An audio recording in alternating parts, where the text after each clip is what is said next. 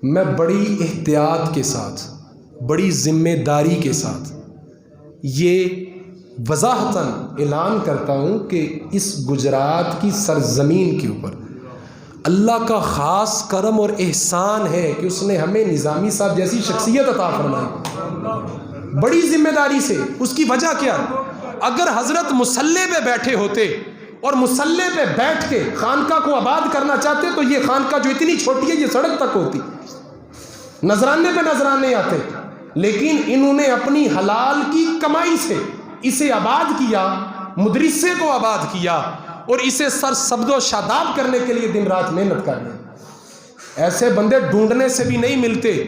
मेरी घंटे भर की तकरीर एक तरफ, बड़े बड़े उलमाओं की तकरीर एक तरफ, लेकिन इनकी मुस्कुराहट, बड़ी निगाह एक तरफ, वो दिलों के हाल बदल देती। वजह क्या है कि हम कदर नहीं करते, क्योंकि हम अपनी चुदराहट में, जब दुनिया से लोग चले जाते हैं ना जी, कब्रों पे रश लगता है, चादरें चढ़ती हैं, चढ़ावे आते हैं, सजाते बन जाते हैं। जनाब क्या बात है, मेले लग रहे हैं, जश्न हो रहे हैं, ढोल बज रहे हैं, जी बाबा जी बड़े अच्छे थे। जागते तो कदर नहीं की तूने उनकी। दरबारों पे जाओ, फातिहानी करो, सवाब मिलता है, लेकिन जो मौजूद है उनकी कदर करो, रूह को सुकून मिलता है। तो मेरे अजीज़ों, मेरे भाइयों, छोड़ो तनकीद की अहमियत को, उतार दो, उतार दो, उतारो तनकीद की अहमियत को। और अगर अल्लाह तबारक व तआला ने,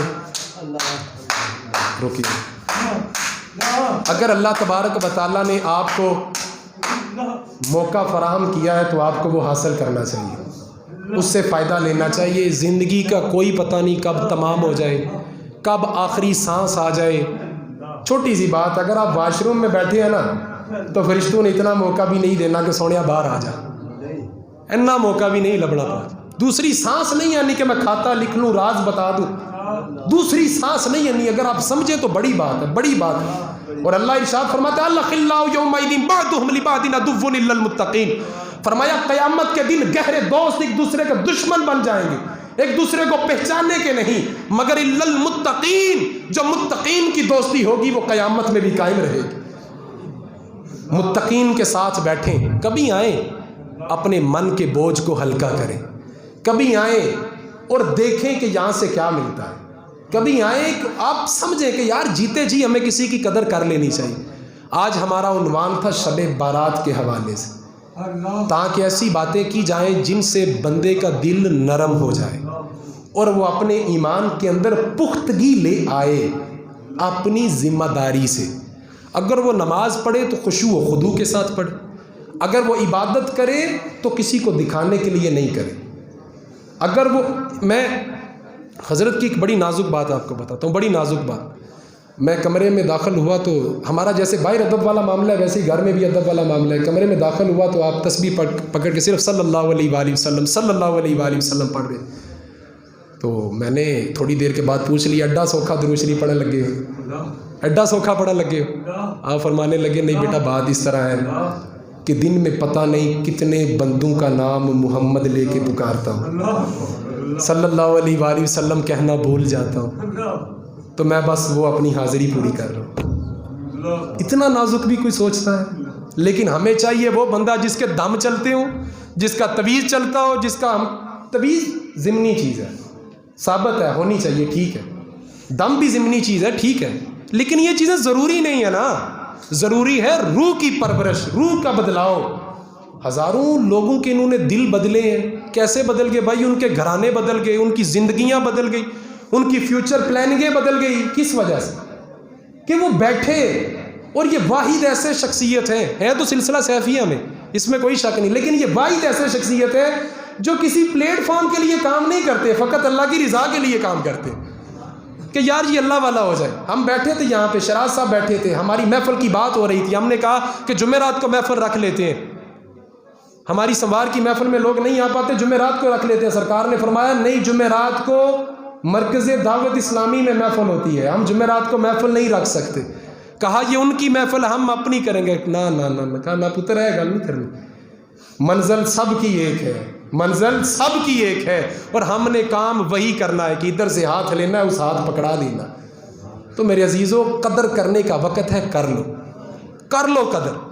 बाद में सिवाय पछतावे के हाथ कुछ नहीं आना। दरबारों पे बैठ के यासीने, फिर चादरें, फिर फूल चढ़ावे, फिर उनका कोई फ़ायदा नहीं है। जीते जी आँख में आ जाओ, बैठ जाओ, कोई दिल की कैफियत बदल लो, दिल का हाल बदल लो, बीमार दिल का इलाज करवा लो। खुदा की कसम आपको कहना ही नहीं पड़ेगा कि दाढ़ी रख लो, दस्तार पहन लो, नेक हो जाओ, सुधर जाओ। जब आपकी सच्ची लो लग जाएगी ना, आपकी अपनी लो लग जाएगी, तो फिर आपको किसी के कहने से कोई फ़र्क नहीं पड़ेगा, आपके अंदर बदलाव आ जाएगा, बदलाव आ जाएगा। तो मेरे अजीज़ों, कदर करो उन लोगों की जो इस वक्त अजीम सरमाया है, उन लोगों की जो आजिज़ पसंद है और सफ़ेद पोश है, उन लोगों की जो अपनी ड्यूटी तो कर रहे हैं मगर गुमनाम होके कर रहे हैं। ज़रूरत हमें है ना, तो फिर तलाश भी हमने करना है। बस क्या है, तनकीद किया है ना, कि अगर कसम से उतर जाए।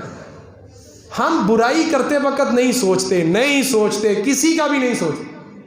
कानों को हाथ लगा के कहते हैं मैं जनाब बड़ा डरना अल्लाह को ताई तू भी बंदियां दी पगन दाग लाता है, तू बड़ा डरना अल्लाह को। तुझे बात करने का सलीका नहीं, गीबत करता है, हसद करता है, और तू कहता है मैं बड़ा डरता हूँ अल्लाह से। बड़े बड़े अजीम लोग हैं, बड़े बड़े अजीम लोग। सिर्फ दुनियादारी ना देखें, अपने घर के काम ना देखें, तवीज़ धागे ना देखें, शरीयत के ख़िलाफ़ वाले लोग ना देखें, जो शरीयत के पाबंद हैं उनको देखें। मौलाना इलियास अत्तार कादरी साहब शरीयत के बहुत अच्छे पाबंद हैं, आप हज़ारों लाखों करोड़ों मुरीदीन हैं आपके, लेकिन जो बंदा उनसे एक दफ़ा जुड़ जाता है, सोबत बन जाती है, नज़र में आ जाता है, तो फिर उसे कहना नहीं पड़ता दस्तार पहन। सरकार मुबारक रहमतुल्लाह अलैह ने ज़िंदगियाँ बदल दी सबकी। हमारे सरकार खुद फरमाते हैं कि अगर आज हमें माँ बाप की दुआएं ना होती, मुर्शद की निगाह ना होती, तो हम पता नहीं कहाँ भटक रहे होते, क्या कर रहे होते, कहाँ पेंट कोट के पहन के बैठे होते। लेकिन ये सूफ़ी जो हालत आई है ना, इसका सवाद उसी को पता है जो इस हालत में, दूसरा बंदा नहीं जान सकता। अंगूर खट्टे कह के ना भागें कि अंगूर लोमड़ी से उतरे नहीं और उसने कह दिया अंगूर खट्टे हैं। अंगूरों को चख के देखिए, बड़े लजीज हैं, मज़ा आएगा आपको। अल्लाह से दुआ है, अल्लाह मेरी इन बातों को तासीर बना के हमारे दिलों में उतार दे, और अल्लाह ताला हमारे कुलूब व अज़हान को मुनव्वर फरमाए।